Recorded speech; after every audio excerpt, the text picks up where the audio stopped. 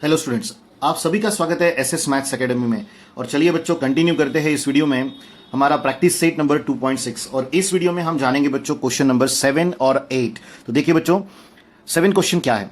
Prateek takes 8 hours to travel 36 kilometre downstream and return to the same spot. क्या meaning है कि प्रतीक 36 kilometre travel करने के लिए, और वो भी डाउन स्ट्रीम में 8 आवर्स लेता है, and return to the same spot, यानी एक स्पॉट से डाउन स्ट्रीम में ट्रैवल करना 36 किलोमीटर और वापस उसी स्पॉट पर लौट कर आने के लिए उसे 8 घंटे लग रहे हैं। आगे बोला गया है the speed of boat in still water is 12 kilometre per our. हमें बोट का स्पीड नहीं पता, लेकिन जब वो बोट स्टिल वाटर में रन करेगी तो उसे 12 किलोमीटर पर आवर का एक प्लस मिलेगा, जो वाटर का फ्लो है वो। और फाइंड द स्पीड ऑफ, क्या बोला है बच्चों, वाटर करंट। तो चलिए शुरू करते हैं इस न्यूमेरिकल को और जानते हैं कि कैसे सॉल्व करेंगे। तो देखिए बच्चों, जो सबसे पहले हमें नहीं पता है वो है स्पीड ऑफ वाटर करंट। तो चलिए यहां लिख लेते हैं, let the speed of the current of the water current be x kilometres per hour. और ध्यान रखिएगा, हम लोगों ने क्या लिया है, the speed of the water current. B क्या लिया है बच्चों, x किलोमीटर पर आवर। आगे प्रतीक ने कितना समय लिया और कितना डिस्टेंस ट्रैवल किया, वो बात हम नोट करेंगे। तो यहां हम लिखेंगे प्रतीक गोज 36 किलोमीटर्स डाउन स्ट्रीम। और ध्यान रखिएगा कि प्रतीक उसी स्पॉट पर वापस लौट कर भी आया है। वो बात अगर मिस कर देंगे तो हमें बहुत ट्रबल हो जाएगी। आगे बढ़ते हैं तो यहां लिखेंगे देयरफॉर डिस्टेंस कवर्ड बाय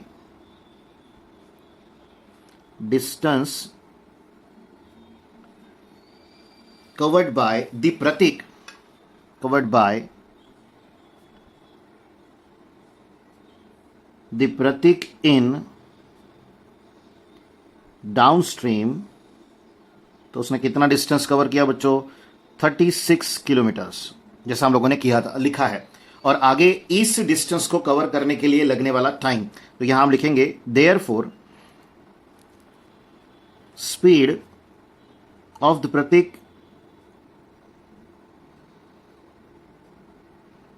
इन डाउनस्ट्रीम। अब देखिए बच्चों, डाउनस्ट्रीम में जब एक बोट चलेगी तो बोट का एक स्पीड रहेगा और एज वेल एज वहां पानी का जो फ्लो है उसका भी स्पीड रहेगा, तो वो दोनों हो जाएगी प्लस। तो यहां हम लिखेंगे the speed of the Pratik in downstream is equals to 12 plus x kilometre per hour, क्योंकि उन्होंने मेंशन किया है हमें कि स्टिल वाटर में जो स्पीड है बोट का वो कितना है बच्चों, 12 किलोमीटर पर आवर। इससे आगे अगर बढ़ते हैं तो आप टाइम पता कर पाएंगे। तो यहां हम लिखेंगे time taken is equals to, तो 36 किलोमीटर जो है वो ट्रैवल हुआ है डिस्टेंस, और नीचे क्या आएगा बच्चों, स्पीड, यानी डिस्टेंस अपॉन स्पीड, ये हमारा फॉर्मूला है। तो यहां आ जाएगा 12 प्लस x आवर्स। तो इतना समय लग रहा है हमें 36 किलोमीटर्स को ट्रैवल करने के लिए। और ध्यान रखिएगा, इससे आगे हमें return to the same spot को भी ध्यान रखना है। इट मीन्स प्रतीक ने जो ट्रैवल शुरू किया था वो पहले 36 किलोमीटर डाउनस्ट्रीम गया और फिर अपस्ट्रीम आया है। तो ये हिडन पार्ट है न्यूमेरिकल का, जो काफी बच्चे मिस कर जाएंगे और उसकी वजह से उनका आंसर गलत आएगा। तो चलिए अब आगे बढ़ते हैं और लिखते हैं therefore distance covered by Pratik in upstream. Same distance होगा बच्चों, डिस्टेंस कभी नहीं बदलता, वो डाउनस्ट्रीम में हो या अपस्ट्रीम में हो वो सेम ही होता है। तो हमें डिस्टेंस अपस्ट्रीम का मिल चुका है, बट जब बात करेंगे हम स्पीड की, कि स्पीड ऑफ प्रतीक क्या रहेगी अपस्ट्रीम में, तो देखिए डाउनस्ट्रीम में हमें 12 किलोमीटर पर आवर मिल रहा था, तो उसमें से x जो वाटर करंट का स्पीड है वो x सब्ट्रैक्ट हो जाएगा, क्योंकि वो फ्रिक्शन रहेगा उस समय जब आप अपस्ट्रीम जा रहे हो। तो अब हम यहां लिखेंगे बच्चों speed of the Prateek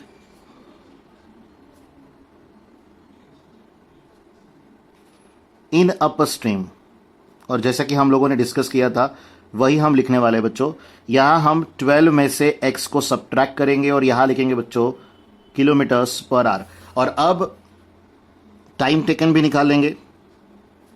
time taken निकालने का जो तरीका रहेगा वो सेम रहेगा, डिस्टेंस अपॉन स्पीड आएगा बच्चों, तो वो हम लिखेंगे 26 kilometre upon 12 minus x kilometre. और यहाँ पर यूनिट का सिंप्लीफिकेशन हम आपको समझा दे कि यहाँ पर देखिए न्यूमरेटर में जो यूनिट है वो किलोमीटर है और डिनोमिनेटर में जो यूनिट है वो है किलोमीटर पर आवर, तो ये किलोमीटर किलोमीटर हो जाएगा cancel.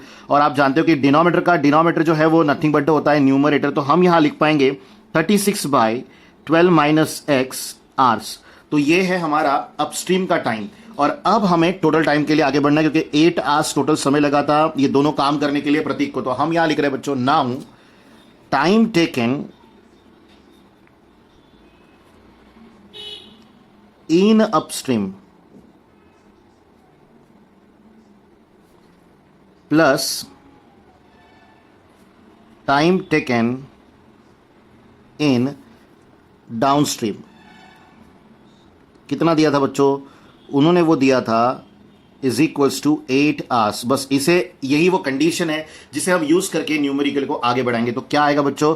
Therefore 36/12 minus x plus 36/12 plus x is equals to हम लिखेंगे बच्चों 8 आवर्स। और अब इस एक्सप्रेशन को जो हमें मिला है इसे सॉल्व करना है जिससे हमें क्वाड्रेटिक इक्वेशन मिलेगा और बड़े आसानी से हम इवैल्यूएट कर पाएंगे x की वैल्यू को। तो चलिए शुरू करते हैं। सबसे पहला काम हम परफॉर्म करेंगे क्रॉस मल्टीप्लीकेशन। तो देखिए क्या आएगा, 36 into 12 minus x plus 36 into यहां पर 12 प्लस एक्स आएगा और यहां 12 माइनस एक्स आएगा और डिवाइड बाय आएगा बच्चों 12 minus x into 12 plus x is equals to आ जाएगा 8। और इससे आगे आप देख रहे हो कि न्यूमरेटर से हम 36 कॉमन निकाल सकेंगे। तो ब्रैकेट के अंदर क्या बचेगा? एक टर्म बचेगी 12 प्लस एक्स की और एक टर्म बचेगी 12 माइनस एक्स की। और डिनोमिनेटर में ये term a minus b a plus b है बच्चों, जिसे हम लिख पाएंगे a square minus b square is equals to यहाँ पर क्या है 8।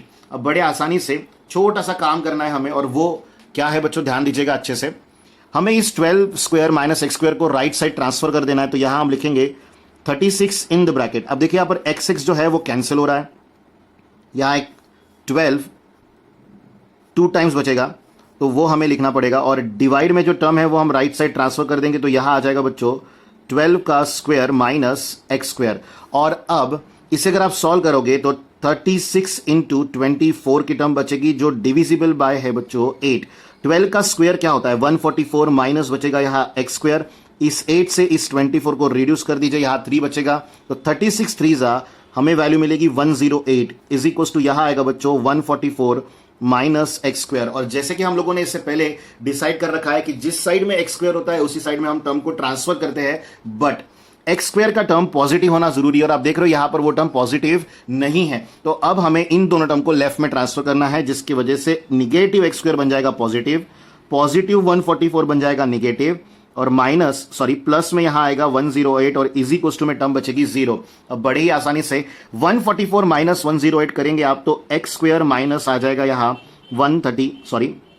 ओनली 36 इजी कोस्टू आएगा 0।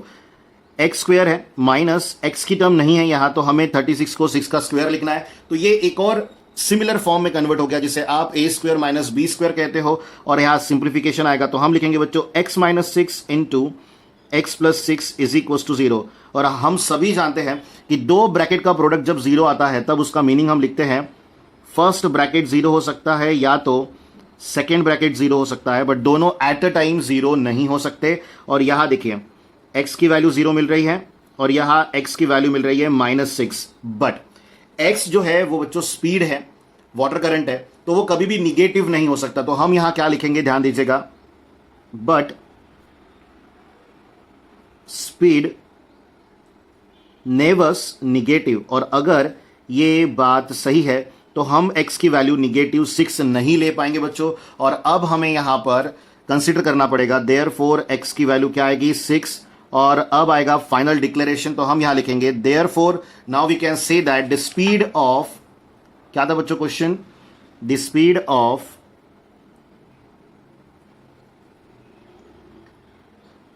Water current is 6 kilometre per hour. और यही है बच्चों इस न्यूमेरिकल का फाइनल आंसर। तो आप इस तरह इस न्यूमेरिकल को सॉल्व कर सके, और काफी कंफ्यूजिंग न्यूमेरिकल था शुरू में। एक बार आपका एक्सप्रेशन फॉर्म हो गया, जो यहां पर हम लोगों ने लिखा था, टोटल टाइम जो हम लोगों ने हमें दिया गया था 8 आवर्स, जब ये एक्सप्रेशन बनाया गया उसके बाद न्यूमेरिकल मैथमेटिकली सॉल्व हुआ, बट वहां तक पहुंचने के लिए हमें थोड़ी परेशानी से गुजरना पड़ा। तो चलिए अब आगे बढ़ते हुए जानते हैं नेक्स्ट न्यूमेरिकल। तो ये रहा बच्चों आपका नेक्स्ट न्यूमेरिकल। देखिए न्यूमेरिकल थोड़ा डिफरेंट है और हमारे लिए इंपॉर्टेंट है, तो इसे समझिएगा। तो इस टाइप का जो भी पैटर्न न्यूमेरिकल होगा आप लोगों को उसे सॉल्व करने में परेशानी बिल्कुल नहीं होगी। Pintu takes 6 days more than those of Nishu to complete a certain work। क्या मीनिंग है इसका? पिंटू 6 दिन ज्यादा लेता है as compare to Nishu to complete a certain kind of a work. किसी एक काम को करने के लिए निशु को अगर 1 दिन लगता होगा तो उससे 6 दिन ज्यादा पिंटू को लगते हैं। ये इस स्टेटमेंट का मीनिंग है। आगे, if they work together they finish it in 4 days। अगर वो दोनों साथ मिलकर काम करते हैं, वही काम करते हैं, तो वो 4 दिन में उस काम को कंप्लीट कर देते हैं। और आगे बोला गया है how many days would it take to complete the work if they work alone. और अगर वो अकेले काम करते हैं, उस कितना समय लगेगा उस काम को कंप्लीट करने के लिए, ये हमें पूछा गया। तो चलिए अब आगे बढ़ते हैं और न्यूमेरिकल को सॉल्व होते देखते हैं। देखिए बच्चों, सबसे पहली बात, हम निशु के वर्क को जितने दिन लगते हैं उन्हें x डेज ले लेंगे, क्योंकि हमारे पास निशु ने कितने दिनों में एग्जैक्टली काम कंप्लीट किया है इसके बारे में जानकारी नहीं है। तो यहां हम लिखेंगे late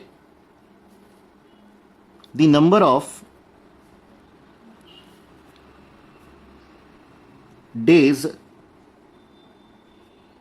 taken by Nishu be x। तो हमने x डेज ले लिए निशु का काम कंप्लीट करने के लिए, और आगे किसका रहेगा बच्चों? अब पिंटू का। तो हम यहां लिखेंगे so the number of days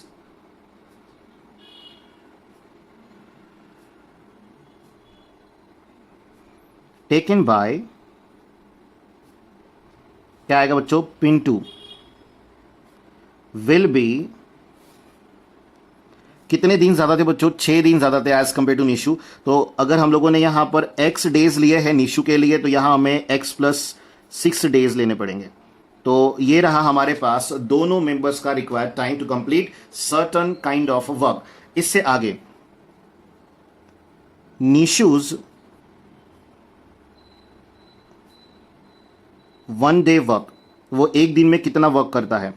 देखिए टोटल वर्क कंप्लीट करने के लिए उन्हें x डेज लग रहे हैं, तो 1 डे हम लोग लिखेंगे तो इसे 1/x लिखना पड़ेगा, रेसिप्रोकल टर्म लेनी पड़ेगी, और यहां पर आएगा पिंटूज 1 डे वर्क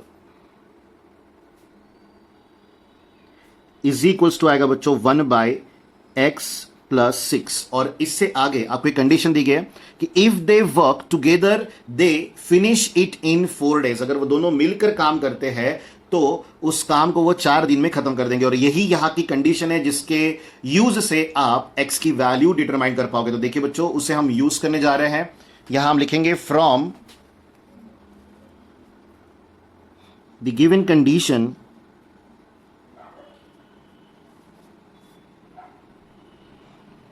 और क्या कंडीशन है बच्चों? कंडीशन थी वर्क डन टूगेदर इन, क्या था बच्चों? 4 days। इसे हम एक्सप्रेशन वाइज कैसे लिखेंगे? x 1/x plus 6 is equals to आ जाएगा बच्चों 1/4। और जैसे ही एक्सप्रेशन मिलता है हम न्यूमेरिकल के थ्योरी से कंप्लीशन पाते हैं, और अब आगे न्यूमेरिकल सॉल्व किया जाएगा। सबसे पहला काम आएगा यहां पर क्रॉस मल्टीप्लीकेशन। तो x plus 6 plus x upon आ जाएगा बच्चों x इंटू एक्स प्लस 6, और इज इक्वल्स टू यहां बचा हुआ है 1/4। इससे आगे बहुत ही आसान है, इन दोनों x को प्लस कर दीजिए तो x प्लस x 2x हो जाएगा, डिवाइड में आ जाएगा 6 इज इक्वल्स टू, डिवाइड में यहां पर क्या रहेगा? देखिए बच्चों, x into x x square plus x into 6x, और यहां है बच्चों 1/4। अब हमें परफॉर्म करना है क्रॉस मल्टीप्लीकेशन। तो ये 4 लेफ्ट में आ जाएगा और ये x square plus 6x right में चला जाएगा। तो हम यहां लिखेंगे 4 into 2x plus 6 is equals to 1 into x square plus 6x। और इससे आगे अगर आप 4 से यहां मल्टीप्लाई करते हैं तो यहां आ जाएगा बच्चों 8x प्लस आ जाएगा 24 is equals to x square plus आ जाएगा बच्चों 6x। तो देखिए बच्चों, एक्स स्क्वायर की टर्म पॉजिटिव है तो ये दोनों टर्म को हम लोगों को राइट साइड ट्रांसफर करना पड़ेगा, बट लिखते समय हम उसे लेफ्ट में ही लिखेंगे। उससे फॉर्म हो जाएगा हमारा एक क्वाड्रेटिक इक्वेशन। तो x square plus 6x constant रहेगा, साथ में आ जाएगा negative 8x negative 24 is equal to 0। अब अगर आप यहां ध्यान से देखें तो 6 माइनस 8 यहां हमें मिल जाएगा बच्चों -2x, माइनस बचा है 24 और इज इक्वल टू आ जाएगा 0। और अब हमें 24 के ऐसे फैक्टर सर्च करने हैं जो -2 हमें प्रोवाइड करे। और आप जानते हैं बच्चों ये ओरल है, 6 4 24 होता है और 6 माइनस 2 जो है -4 जो है वो 2 हो जाएगा, बट यहां का 2 निगेटिव है। तो जैसा हम लोगों ने डिस्कस कर रखा है कि पॉजिटिव टर्म अब हमें देनी पड़ेगी छोटी वैल्यू को और निगेटिव टर्म हमें देनी पड़ेगी बड़ी वैल्यू को। तो यहां पर हम लिखेंगे x square -6x plus 4x minus 24 is equal to 0। आसानी से x कॉमन निकालें, यहां x माइनस 6 बचेगा, देन प्लस 4 कॉमन निकलेगा, फिर से x माइनस 6 बचेगा, इज इक्वल टू आ जाएगा 0। अगर इस एक्सप्रेशन में से हम x माइनस 6 भी कॉमन निकालते हैं तो यहां बच जाएगा x plus 4 is equal to आ जाएगा बच्चों 0। तो यहां दो प्रोडक्ट का मल्टीप्लीकेशन दो ब्रैकेट का मल्टीप्लीकेशन क्या आ रहा है बच्चों 0, जिसका मीनिंग है कि दोनों में से कोई एक टर्म जरूर 0 है, बट हमें नहीं पता कि दोनों में से कौन सी 0 है, इसलिए हम ईदर और कंडीशन लेते हैं। देखिए यहां फर्स्ट x की वैल्यू आ रही है 6 और यहां आ रही है x की वैल्यू -4। और ध्यान दीजिएगा बच्चों, हम यहां वर्क डन डेज निकाल रहे हैं एक सर्टन काइंड ऑफ काम को कंप्लीट करने के लिए, और डेज कभी भी निगेटिव नहीं होते हैं, तो हम -4 ये वैल्यू आगे नहीं चला पाएंगे। तो आगे लिखेंगे बच्चों number of days can not be negative.